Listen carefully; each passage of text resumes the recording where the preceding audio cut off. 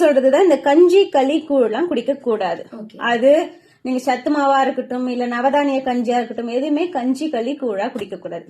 ஆனா பழைய சாதம் நல்லது. அது எப்படி சாப்பிடணும்னா பழைய சாதத்தை கஞ்சியா குடிக்க கூடாது.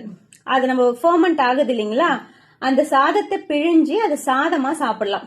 அதுவும் அக்கேஷனலா எடுத்துக்கணும். ஏன்னா இந்த பழைய சாதத்துல நம்மளுக்கு இந்த ப்ரோபயோட்டிக்ஸ் சொல்லுவோம், அது நல்லாவே இருக்கு. அயன் கண்டென்ட் நல்லா இருக்கு. அது சம் அதர் நியூட்ரியன்ட்டும் இருக்கிறதுனால பழைய சாதம் சஜஸ்ட் பண்ணலாம். பட் அது நீங்க எப்படி எடுத்துக்கணும்னா சாதமா எடுத்துக்கணும். தண்ணி எல்லாம் இல்லாம பிழிஞ்சிட்டு அந்த சாதத்தோட கண்டிப்பா கீரை காய்கறி பொரியல் வச்சுதான் சாப்பிடணும். அதுவும் எப்பயாவது தான் எடுக்கணும், ரெகுலராலாம் எடுக்க கூடாது. மத்தபடி எந்தவித கஞ்சி களி கூழ் குடிக்க கூடாது.